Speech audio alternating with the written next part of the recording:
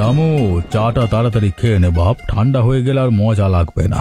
এই বর্ষার দিনে এরকম টিনের চালার নিচে বসে বৃষ্টির জলের আওয়াজ শুনতে শুনতে এই অন্ধকারে গল্প করতে খুব ভালো লাগে রে বেটা।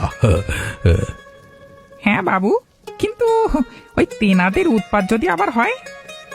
উফ, তুই বড্ড ভয় পাস রামু, তোকে নিয়ে আর পারা যায় না।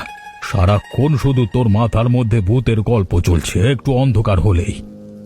না মানে বলছিলাম যে এই গ্রামগঞ্জে এরকম অন্ধকার সময় তো তারা বের হয়। তাছাড়া অন্ধকারে তাদের নাম নিতে নেই বাবু।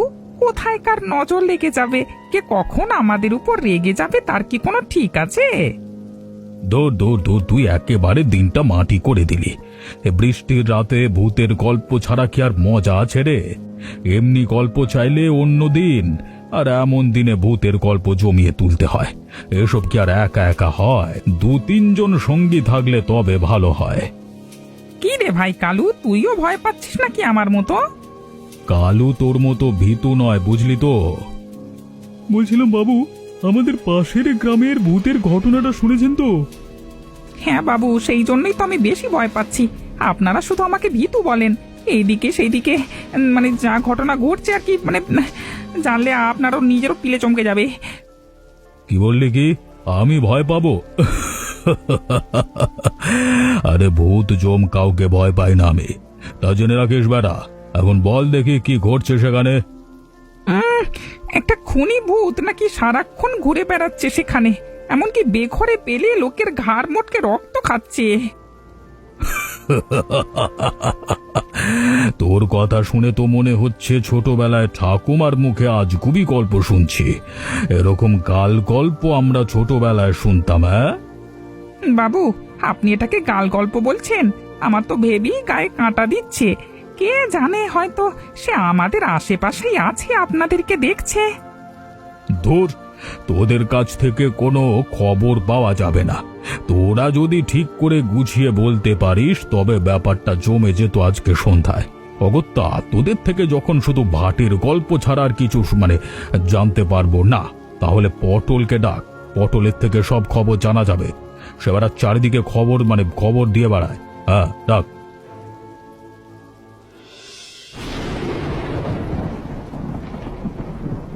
কোথায় তুই? শুনেছি তুই এই গ্রামের উপর খুব অত্যাচার করছিস। সাহস থাকে তো আমার সামনে এসে দেখিয়ে যা তোর ভেলকি। তোর মতো ভূতেদের শায়েস্তা করতে করতে আমার জীবন কেটে গেল। এই সাধারণ মানুষগুলোকে কেন ভয় দেখাচ্ছিস? যদি সাহস থাকে তবে আমার সাথে তোর ওই খেলা খেলে দেখা। কে বেটা তুই, সাধুর বাচ্চা? তুই আমার ক্ষমতা জানিস? এখনো বলছি, যদি বাঁচতে চাস তাহলে পালিয়ে যা এখান থেকে। আমার পরিচয় জানতে চাস তুই? আমি হচ্ছি অঘোরী বাবার শিবনাথ। আমার নাম শুনলে ভূত প্রেত দৈত্য দানব সব থরথর করে কাঁপে। তুই নিজেকে খুব বড় মনে করছিস, তাই না? বড় কে তার প্রমাণ হয়ে যাবে এক্ষুনি। আমার নাম শুনে তুই আমাকে ছোট বলে মনে করেছিস? ভাবছিস যে গোপাল ভূত এমনি এমনি অন্য আর 5টা ভূতের মতো নাকি? কেন 4টে সাধারণ নিরীহ মানুষকে খুন করে এই গ্রামে আর পাশের গ্রামগুলোতে ভয় ছড়িয়ে কি রাজা হতে উঠেছিস নাকি? সেই উত্তর আমি তোকে দেব না রে শয়তান, তোর মরার সময় হয়ে গেছে। ছাড় ছাড় বেটা, মন্ত্র দিয়ে তোকে আমি ছাই করে দেব। আগুনে পুড়তে পুড়তে কষ্ট পাবি, কষ্ট পেয়ে ধ্বংস হবি।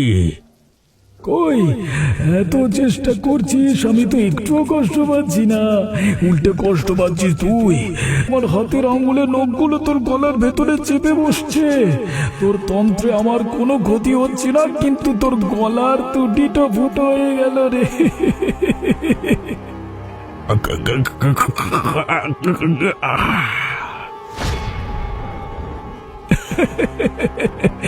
এই তো সাধারণ মানুষের ক্ষমতা, আর এই চামচা সাধুদের ক্ষমতা। এইভাবেই এক এক করে মেরে আমি নিজের দল বাড়ি করব। তারপর এই গ্রাম আর আশেপাশের সব গ্রামে শুধু আমি কর্তৃত্ব করব। এই খুনে গোপালের ভূতের নামে লোক ঘরের বাইরে বেরোতে ভুলে যাবে। রাজ করবো আমি, রাজ। সবাই সাবধান, তোমাদের কারো পালানোর রাস্তা নেই। আমার হাতে মরে সবাইকে যোগ দিতে হবে আমার দলে।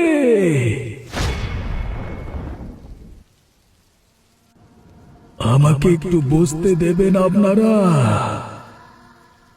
কে আপনি? এরকম ঝড় বৃষ্টির রাতে এখানে কোত্থেকে এলেন? আমি কোথা থেকে এসেছি সে কথা নয়, আপনাদের বলছি। কিন্তু তার আগে যদি আমাকে বসতে না দেন একটু, তাহলে তো এবারে ভিজতে ভিজতে নিউমোনিয়া হয়ে মরবো আমি। শালা আজ কি যত উৎপাত হচ্ছে! এই জন্য আমি বারবার করে বলেছিলাম বাবুকে যে এরকম দিনে ঘর থেকে না বের হতে। তাও আমার কথা কেউ শুনলে তো? এই লোকটাই আবার সেই ভূত নয় তো রে বাবা? হতে পারে রূপ বদল করে আমাদের ঘাড় মটকাতে এসেছে। উড়ি বাবা!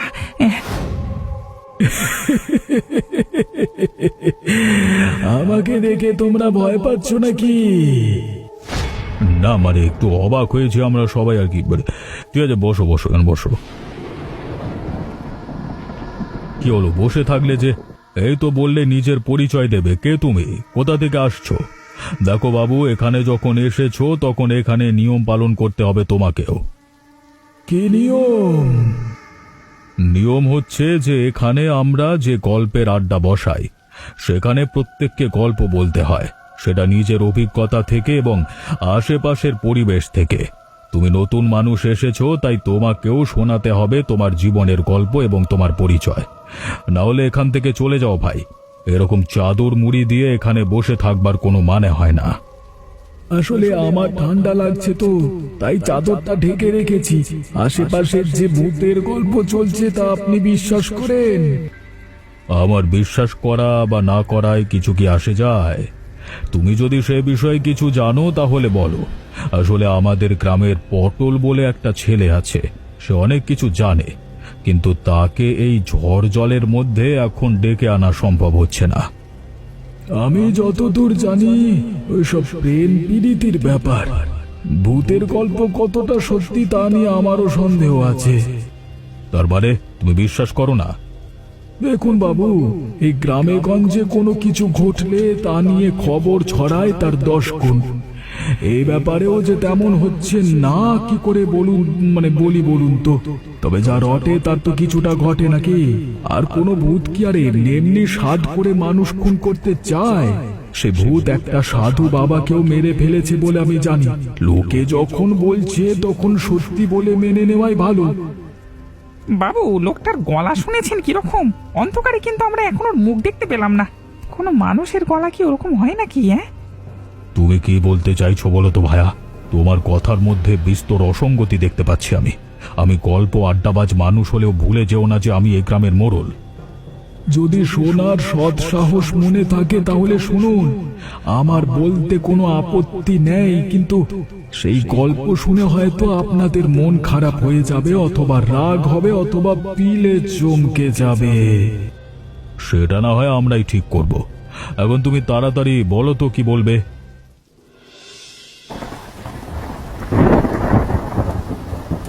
আমার গল্প শোনবার জন্য তোমাদের সাহস লাগবে, মনে জোর লাগবে। আছে সেই সাহস? আহা বাবু, তুমি এত ভঙ্গিমা করছো কেন সেটাই তো বুঝতে পারছি না। তাড়াতাড়ি বলো কি বলবে। এই গ্রামের মতো ওই পাশের গ্রামে একটা লোক ছিল, তার নাম গোপাল। গোপাল সাধারণত ঘরের লোক হলেও চাষবাস কষ্ট করে জীবন কাটালে ওর বউ ছিল অপরূপা এবং পরমা সুন্দরী। এমন সুন্দরী যে এরকম গ্রামে গঞ্জে তো ছেড়েই দিন, শহরেও দেখা যায় না এমন নারীর। তারপর আর কি করা যাবে? গোপালকে যেতে হলো বাইরের কাজে। এমন সুন্দর বউকে ঘরে রাখতে গেলে তো রোজগার করতেই হবে ভালো মতো। তাই গ্রামের জীবন ছেড়ে গোপাল চলল অনেক দূরে উপার্জনের ধান্দায়। 2-3 সপ্তাহ ছাড়া একবার গোপাল আসতে পারত নিজের বাড়িতে। কখনো কখনো তার আসতে মাস কেটে যেত। কিন্তু তুমি গোপালের গল্প কেন শোনাচ্ছ? তুমি তো নিজের গল্প শোনাবে বললে। শুনে যান যা বলছি। তারপর ওই বাড়িতে এলো এক ভণ্ড সাধু। তোমরা শুনছো তো আমার কথা? বম বম, কোথায় বেটি তুই? বেরিয়ে এসে দেখ, তোর দরজায় সাধু এসেছে। বাবা, আমার বড় কৃপা, আপনি দয়া করে আমার মতো অভাগীর ঘরে এসেছেন। তোকে দেখেই মনে হচ্ছে তোর মনে শান্তি নেই। তোর দুঃখ কথায় খুলে বল আমাকে।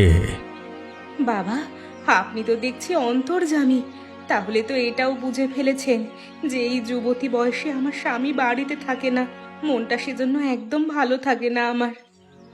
বুঝেছি বেটি, বুঝেছি। আমাকে আর বোঝাতে হবে না। তোর স্বামী যদি তোকে ছেড়ে দূরে থাকতে পারে, তাহলে তোকেও খুঁজে নিতে হবে নতুন পথ। তার মানে কি বলছেন কি? আমি তো কিছুই বুঝতে পারছি না।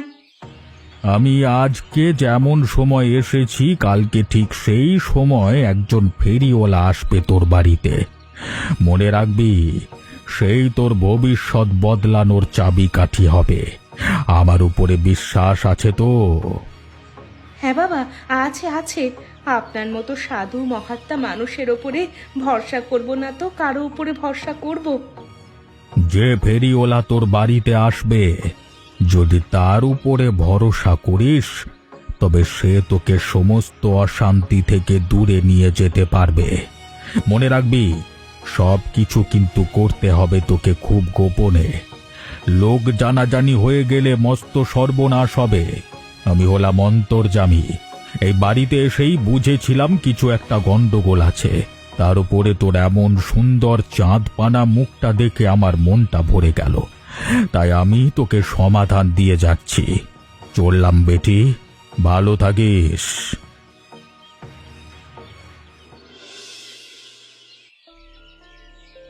কই গো, এ বাড়িতে কেউ আছো নাকি গো? যদি থাকো তাহলে এসে আমার থেকে দুটো জিনিসপত্র কিনে নিয়ে যাও। হ্যাঁ তাই তো, তুমি তো সেই ফেরিওয়ালা। তার মানে তুমি আমাকে চেনো নাকি? হ্যাঁ বউ, হ্যাঁ।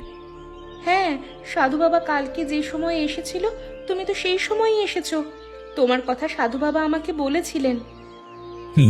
আমি গরিব ফেরিওয়ালা, আমার কথা আর তোমার সাধু বাবা কিভাবে বলবো বলো? আমি রহিম, গ্রামে গ্রামে সাধারণ জিনিসপত্র ফেরি করে বেড়াই। না, তোমার মনে হয় তুমি সাধারণ, কিন্তু তুমি সাধারণ নও। তুমি যদি সাধারণ হতে, তাহলে সাধু বাবা তোমার কথা আমাকে বলতো না। তুমি আমাকে আমার জীবনের পথ দেখাবে এবং আমার এই দুঃখ আর একাকিত্ব থেকে দূরে নিয়ে যাবে। তোমাকে দেখেই বুঝেছিলাম, সেই জন্যই তো খুঁজে খুঁজে তোমার বাড়িতে এসেছি। কিন্তু তুমি যদি আমার সাথে না আসো, তাহলে আমি তোমাকে এখান থেকে কিভাবে নিয়ে যাব? এখানে থাকলে তো তুমি সারা জীবন এই দুঃখের মধ্যে পড়ে থাকবে এবং কেউ বাঁচাতে পারবে না।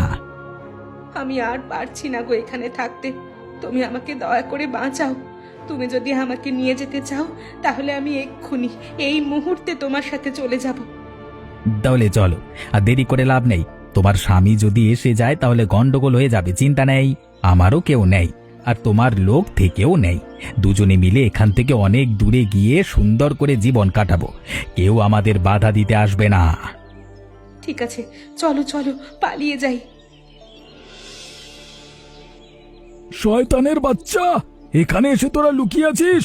কি ভেবেছিস আমার বাড়ি থেকে পালিয়ে সেই বাজারে মানে করবি? আর তোরা জঙ্গলের ভেতরে তুমি তুমি কোথা থেকে এলে?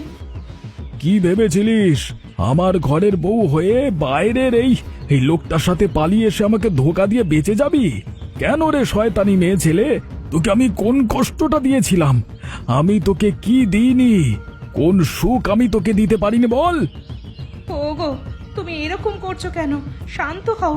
তুমি এতদিন ধরে দূরে দূরে থাকতে আমার একদম ভালো লাগতো না, তাই। দূরে আমি কার জন্য থাকতাম? আমি কাজ করতাম কার জন্য? তোর মুখে ভালো খাবার তুলে দেওয়ার জন্য, তোর ভালো জামা কাপড়ের জন্য আমি নিজের বাড়ি ছেড়ে এত দূরে পড়ে থাকতাম, আর তার মূল্য তুই এরকম ভাবে দিলি? কুত্তা, তোকে আমি আগে মারবো। উঠ!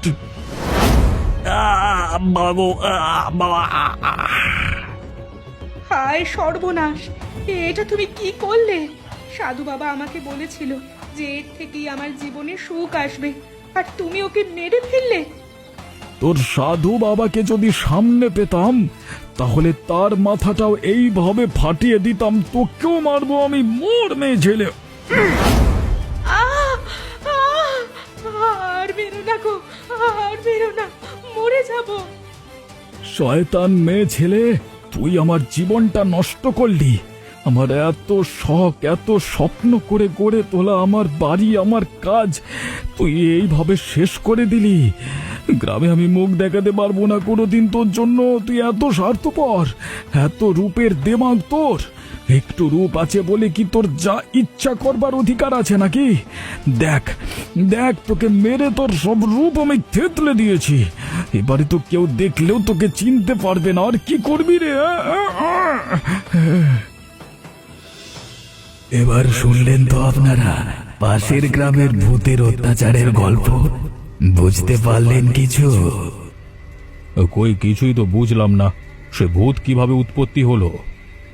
ওই ঘটনার পর ভালো মানুষ গোপাল নিজেও আর বেঁচে থাকেনি। যে গোপাল সারা জীবন একটা মশা মারতেও ভয় পেত, সে রাগের বশে দুজন মানুষকে ভয়ানক ভাবে হত্যা করবার গ্লানিতে তারপরেই আত্মহত্যা করে এবং ভূত হয়ে যায়। তারপর ভূত হবার পর সে প্রতিশোধ নেওয়া শুরু করে। যতদিন না সে সাধু বাবাকে খুঁজে পাচ্ছিল, ততদিন তার রাগ এসে পড়ে গ্রামের সাধারণ মানুষের উপরে। তাই একজন দুজন সাধারণ মানুষ তার হাতে মরেছে, কিন্তু তার আসল লক্ষ্য ছিল ওই শয়তান অঘরী সাধু। তারপরে গোপালের ভূত অঘরী সাধুকে পেয়েছিল।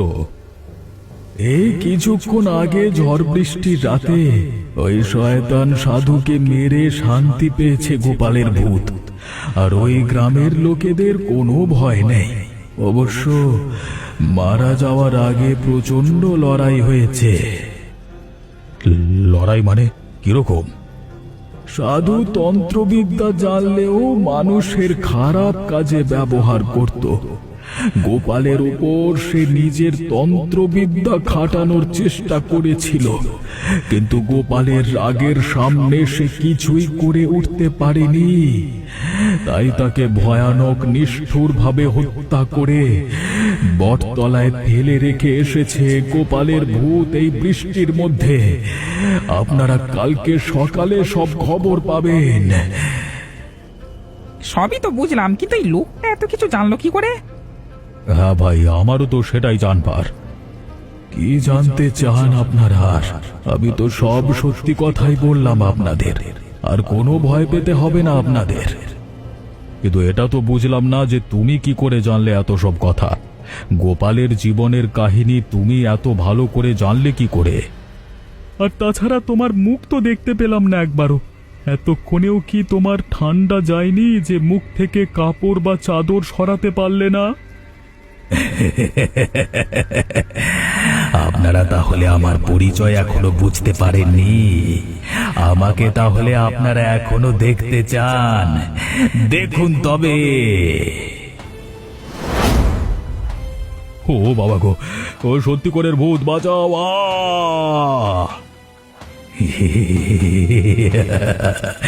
কি হরিপদ বাবু, এরা দুজন ভয় পাচ্ছিল বলে তো আপনি খুব সাহসী নাটক করে ওদেরকে চমকাচ্ছিলেন। এবারে তো আপনার লুঙ্গি ভিজে যাচ্ছে দেখছি। ভাই ভাই, তুমি যে হও এখান থেকে চলে যাও দয়া করে। আমরা শুধু এখানে ভূতের গল্প আলোচনা করি, সত্যি করে ভূত দেখবার সাহস আমাদের মধ্যে কারণ নাই। ভাই চলে যাও।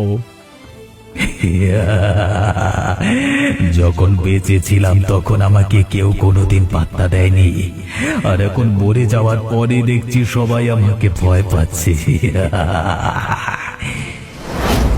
না না না না, পালিয়ে যাব আমরা। তুমি চাইলেও আমাদের মারতে পারবে না। আমরা তোমার কোনো ক্ষতি করিনি। এই চল চল চল চল, পালিয়ে যাই ভাই। ভাই ছেড়ে দে, ছেড়ে দে। কোথায় পালাবেন আপনারা? আমি যেখানে থাকি সেখানে আমার নিয়ন্ত্রণ চলে। বেঁচে থাকতেও যদি নিয়ন্ত্রণ করতে পারতাম তাহলে হয়তো এরকম বিপদ আমার কপালে আসতো না।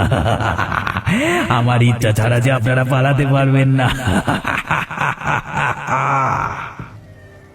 আমি বাঁচাবো তোমাদের। তোর জন্যই তো অপেক্ষা করছি রে সাধু। আমি জানি তোকে মেরে ফেললেও তুই যাবি না। তোর মতো শয়তানের শেষ এত তাড়াতাড়ি কিছুতেই হতে পারে না। কি তোরা এখনো কিছু হচ্ছে না কেন?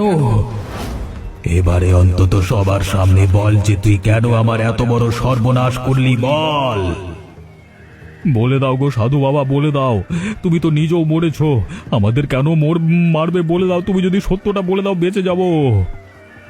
শালা, তোর বউটাকে আমারও ভালো লেগেছিল, তাই ওই রহিম ফেরিওয়ালার সাথে চক্রান্ত করে দুজনে মিলে তোর বউটাকে অপহরণ করতে চেয়েছিলাম, কিন্তু তুই আমাদের দুজনকে এইভাবে মারবি ভাবতে পারিনি। তাহলে এবারে তোর বিনাশ কেউ আটকাতে পারবে না। এরকম লোভী শয়তানদের সাথে সেটাই হবে যেটা হওয়া দরকার।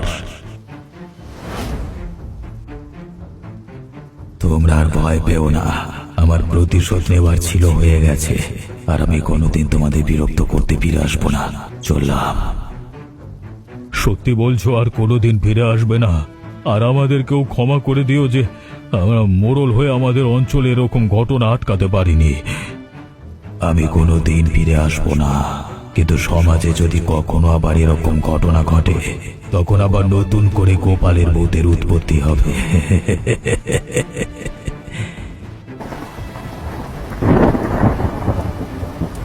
উফ, বাঁচা গেল রে বেটা।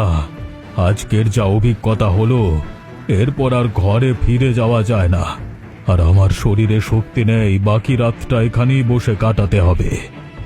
তাহলে বাবু বিশ্বাস হলো তো যে সত্যি করে ভূত আছে? বিশ্বাস হলো রে বাবা, বিশ্বাস হলো।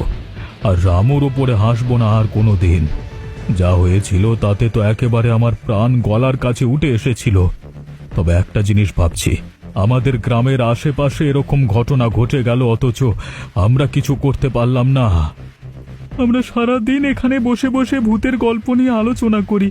আমরা হয়তো মজা পাই, কিন্তু যারা সত্যিকারের ভূত হয় তারা তো কষ্ট পায় কত। তাই আমাদের এবার চেষ্টা করতে হবে যাতে সমাজে এরকম অত্যাচার না হয়। ঠিক বলেছিস।